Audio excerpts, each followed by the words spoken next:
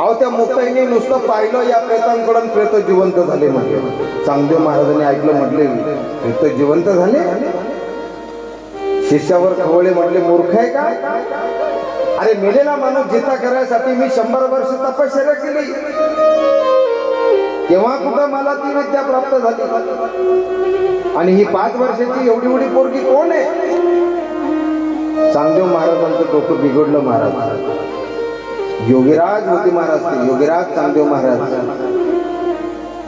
ज्यांनी मृत्यूवर देखील विजय मिळवलेला होता. 14 वेळेस यमाला परत पाठवलं होतं. 1400 वर्षाचं आयुष्य होतं महाराज. आणि योगीराज चांगदेव महाराजांनी सांगितलं म्हटलं एक काम करा, हे कोण 4 भावंड आहेत? आणि मग लोक लागले बोलायला. म्हटले अहो त्यांनी रेडा बोलवला, पैठणला रेडा बोलवला. एक काम करा म्हटले, मग असे जर कोणी सिद्ध पुरुष असतील तर जरी लहान असले वयाने पण मला त्यांचं काय करावं लागेल? दर्शन घ्यावं लागेल. म्हणून योगीराज चांगदेव महाराज म्हटले त्यांना पत्र पाठवा. कुठं राहतात ते? अहो म्हणे सिद्धपेठात राहतात, आळंदीला. पत्र लिहा म्हटले त्यांना, आम्ही येतोय तुम्हाला भेटायला. मग पत्र लिहायला बसले चांगदेव महाराज. परंतु माऊलींना पत्र लिहायचे. मग माऊली तर वयाने लहान आहे. मग पत्र लिहिताना अगोदर काहीतरी लिहावं लागतं ना. जर मोठे असले तर तीर्थस्वरूप म्हणावं लागतं, आहे का नाही? तीर्थरूप अमुक अमुक अमुक अमुक. आपल्यापेक्षा वयाने जरी लहान म्हणावं पण ज्ञानाने तर मोठे आहे. पत्रामध्ये काय लिहावं चांगदेव महाराजांना काहीच कळेना. शेवटी काही सूचना म्हणून त्यांनी तसंच कोरं पत्र घेतलं आणि तसंच कोरं पत्र पाठवून दिलं त्या शिष्याच्या हस्ते. जा म्हटले हे पत्र दे. शिष्य म्हणे असंच घेऊन जो कोरं जा म्हणे, त्यांना ही माझी भाषा कळेल. योग्याची भाषा योग्याला कळते. पत्र घेऊन गेला शिष्य आणि ते पत्र पाहिलं महाराज. मुक्ताईच्या हातामध्ये ते पत्र पडलं.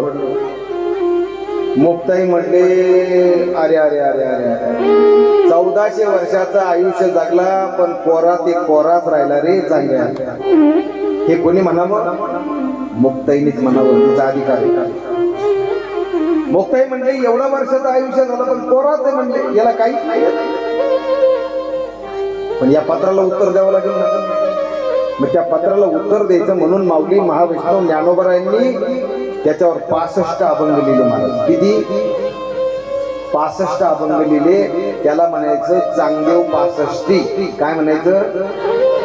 हा, तो जो 65 अभंगाचा जो ग्रंथ आहे त्याला काय नाव आहे? चांगदेव 65. तुम्ही आयुष्यात ही मुलं जे ऐकताय ना माझं एक प्रवचन कथा ऐकताय ना, तुम्ही लक्ष ठेवा. आयुष्यात कधी मोठी झाली ना तर ही चांगदेव 65 वाचा. तुम्ही चांगदेव 65 नंतर वाचा, पण एकदा पहिली ज्ञानेश्वरी तरी वाचा, आहे का नाही? जो कोणी ज्ञानेश्वरी वाचतो महाराज, भाग्यवान माणूसच ज्ञानेश्वरी वाचू शकतो महाराज. भाव धरोनिया वाचे ज्ञानेश्वरी, कृपा करी हरी तयावरी. एखादं काम तुमचं जर अडलंय ना महाराज, ज्ञानेश्वरी वाचा तुम्ही, भावपूर्ण वाचा. ज्ञानोबरायांच्या चरणावर मस्तक ठेवा, आठवण करा, समाधीचं दर्शन घ्या, मनानेच घ्या इथून. आणि घरामध्येच ज्ञानेश्वरी वाचा संकल्प धरून.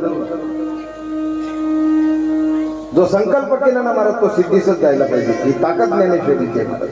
ते हे माय ज्ञानेश्वरी, ही ज्ञानेश्वरीचं महिमा आहे महाराज.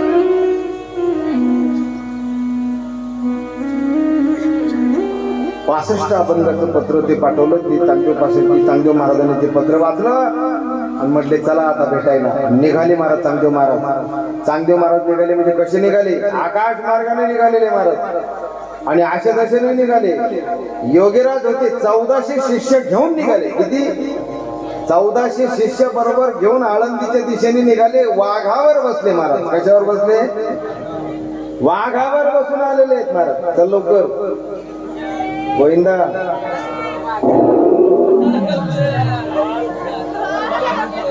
गडबड करू नका. सर्वांनी टाळी वाजवून स्वागत करा महाराज. योगीराज चांदेव महाराज की, योगीराज चांदेव महाराज की जय. लाईट बंद करा. इकडचा लाईट लावा फक्त. इकडे फिरवत संदीप भाऊ, इथला लाईट कोणाला तरी फिरवायला बसवा तिथं.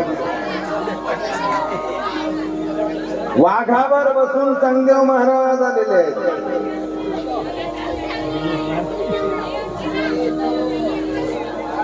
लाईट मारून त्यांच्यावर लाईट. एक काम करावं, इकडे घ्या ना बाबा. बाबा मध्ये घ्या ना, इकडे इकडे घ्या ना गोविंदा.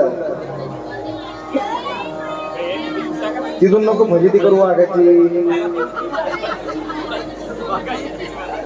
गोपाल कृष्ण भगवान की जय. माऊली ज्ञानेश्वर महाराज की जय. श्री ज्ञानदेव श्री तुकाराम, श्री ज्ञानदेव श्री तुकाराम.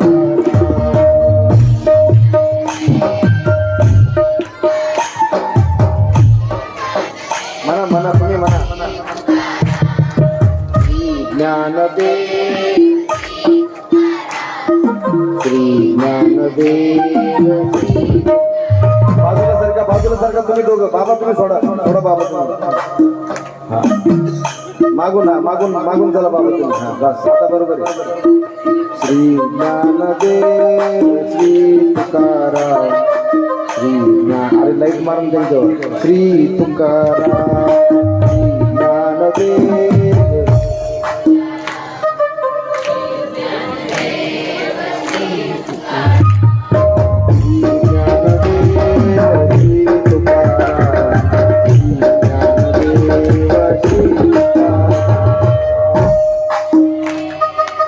सर्वांनी सर्वांनी